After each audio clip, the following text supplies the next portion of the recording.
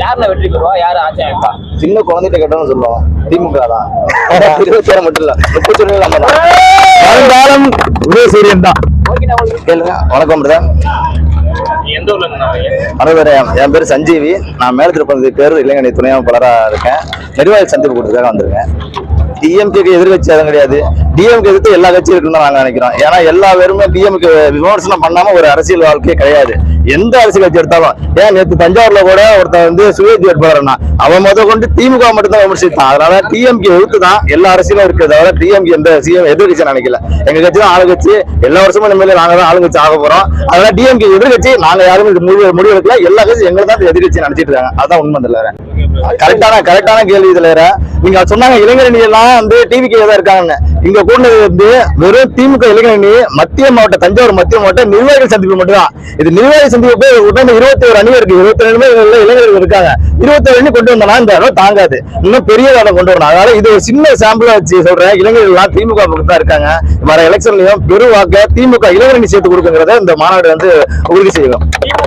2021 திருச்சியில இருந்த மாநில மாநாட்டில் முதல்ல ராம்பாக் போட்டாங்க. அப்ப நிறைய பேர் விமர்சனம் பண்ணாங்க. இந்த ராம்பாக் போறத பார்த்தா சென்னைக்கே நடந்து போயிடலாம் உங்களுக்கு இருக்கு. அந்த அளவுக்கு நீங்க ராம்பாக் பண்ணிருக்காங்க.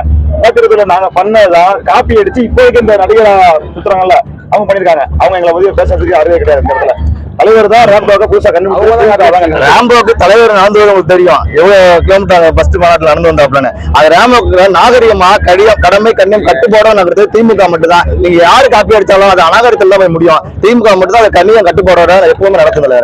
அதான் திமுகவுக்கு வந்தா அந்த உயிரிழப்பு எல்லாம் தவிர்த்திருக்கலாம். நீங்க எல்லா இளைஞர்களும் போய் நடிகர்கள் பார்க்கணும் ஆர்வத்துல போறீங்க. உங்க உயிரையும் பாதுகாப்பு வந்ததால அந்த உயிரிழப்பை தவிர்த்திருக்கலாம். எல்லா டிவிக்கு அந்த நடிகர்கள் பார்க்கணும் ஆர்வத்துல போயிட்டாங்க. அவங்க மேல தப்பு முடியாது, சொல்ல முடியாது.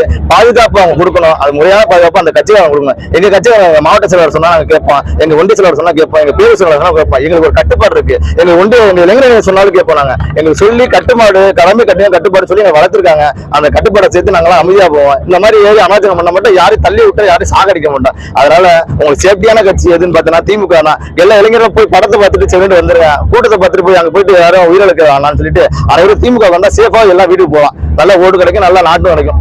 2026 நாங்க தான், நாங்க மட்டும்தான். அப்படி அவரு கூட்டம் போட்டுதான் அவர் கூட்டத்தை காட்டக்கூடாதுன்னு இல்ல. இந்த பிஜேபி ஆர்எஸ்எஸ் கூட்டம் வந்து இந்த வர அடுத்த மாதங்கள்ல வந்து முடக்கப்பட்டுச்சு. இந்த மகளிர் உரிமை தரதா இருந்தாரு. அதை வந்து கேஸ் போட்டு வச்சு கேஸ் போட்டு தடுக்க பார்த்தாங்க. இவங்க சூழ்ச்சிகளை பண்றாங்க. இந்த கழக முதலமைச்சர் வந்து ஒரு திட்டத்தை சீட்டி மகளிருக்கு வந்து நம்ம சேர்த்து கொடுத்துடணும். அப்ப தடுத்துட்டாங்கன்னா சில பாய்ச்சல் நிறைய முயற்சி பண்ணாங்க. அதை தடுக்க கூடாதுன்னு சொல்லிதான் எங்க முதலமைச்சர் வந்து சீக்கிரமா யாருக்குமே தெரியாம ஒரு அவங்களுக்குன்னு பேக்ரவுண்ட்ல ஒரு டீமை வச்சுக்கிட்டு காலங்காத்தாலையும் தூங்கி ஒரு மகளிருக்கு ஒரு இந்த அதிர்ச்சியா அளிச்சாங்க. இதை வந்து தற்கொலை கூட்டம் வந்து எங்களை மென்ஷன் பண்ற நினைக்கிறாங்க. இது பாஜக வந்து தடுக்க பார்த்தாங்க. அவங்களுக்கு ஒரு தக்க பதிலடியா நாங்க எங்க தலைவர் கொடுத்திருக்காரு. மக்கள் எல்லாரும் கொண்டாடுறாங்க. இப்ப வர எல்லாருமே கொண்டாடுறாங்க. வீடுகள் எல்லாம் நல்லா சிறப்பா கொண்டாடுறாங்க. நல்லா இருக்கு. அவ்வளவுதான்.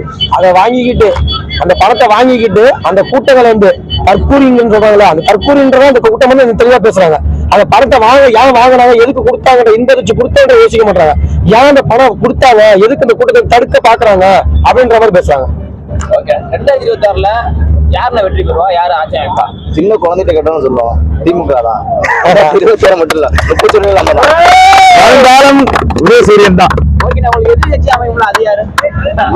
அவங்க போட்டி போடுறாங்க. அவங்க எல்லாம் போட்டி போடுறாங்க. ஆளுங்கட்சி நாங்க தான். எதிர்கட்சியா வர்றதுக்காண்டி அவங்களும் போட்டி போட்டுருக்காங்க. அது யாருமே அவங்க தான் முடிவு பண்ணணும். இப்ப 2026 எலெக்ஷன் 2வது இடத்துக்கு யார் வராங்கிற போட்டி திமுக அதுங்களுக்கு முடிவு ஆச்சு. 2வது இடத்துக்கு யாருங்கிற போட்டி தான். இது அவங்க போட்டி போடுறாங்க. மக்கள் அடிச்சுட்டு இருக்காங்க.